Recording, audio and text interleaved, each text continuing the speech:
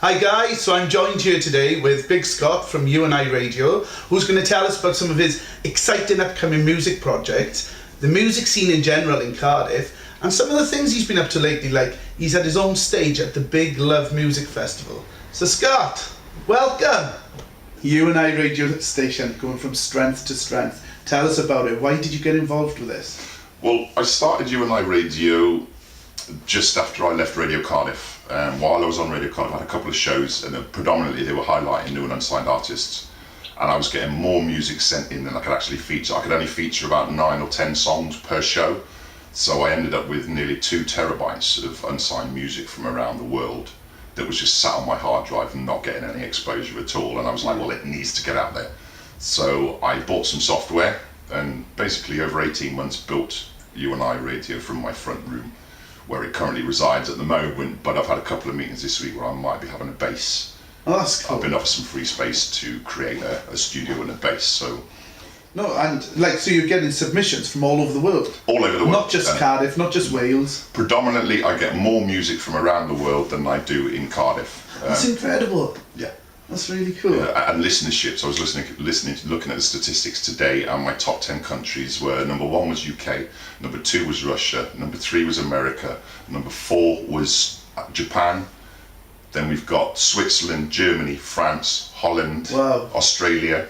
So now it's at a stage where it's garnering global interest. I've had a couple of other festivals, people that were at the Big Love Festival that saw my stage and were like, have you thought about this? I know somebody into this festival and that festival and the other festival. So all I'm looking for is platforms for my artists. I have a database of roughly about 1,500 wow. globally of every style of music. So depending on what time you tune in, there'll be a different style of music. Yeah. We have a show that I've called now is my Mammoth Monthly Playlist, and if you like, that's my top 30 comparative to the main music scene. Yeah, exactly.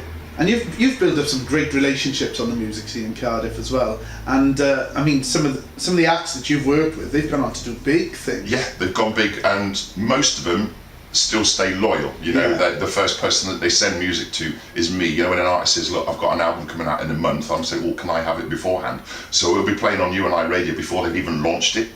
And you know what I mean? some of your gigs, I mean, I like the North Star. Yeah, lovely. I think it's like Cardiff's one of the best kept secrets as far as live music scene goes. I mean, those nights are incredible, and I mean, that's down to you again. Yeah, but it's all about working together. Nostar, Steve Giddens from Roundhead, they said there's a space down there. I saw it, I went, listen, it's lovely, let me have it. Yeah. I need somewhere, if you like, that's my live broadcast studio, because I don't have one at the moment.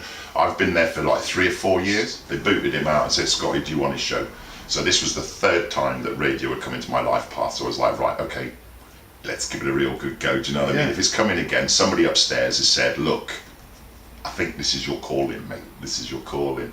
So I was at Radio Cardiff for about 5 years as a volunteer, just predominantly Cardiff acts. I had guys come from Somerset, I had guys come from Glasgow, Manchester, Liverpool, because it's about unifying the music scene and not making it my music scene, or your music scene. Wouldn't it be great to get something like that based in Cardiff?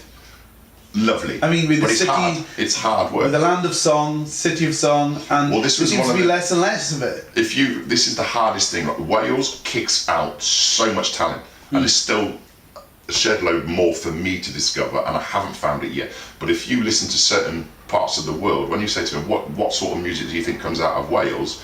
They think there's only 2 things. Choir singers and indie bands, because the main people that are championing the Welsh music scene, they're only championing a certain element. Yeah. Whereas you and I was like, no, here's a true reflection, do the same to you. Yeah. But in order for you to absorb and engage with it, you need total concentration, not some idiot sat next to you on their phone going, look at this picture or this video.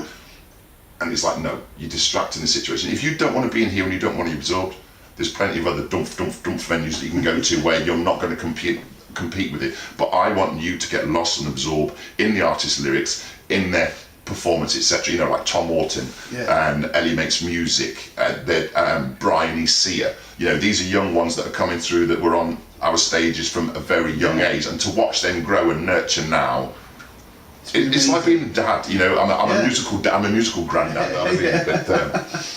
Well, Scott, it's been lovely having a chat with you. Wish you all the best with all your many projects in the future. Many more to come. Many more. See you Many at more the to come. gig soon. Yeah.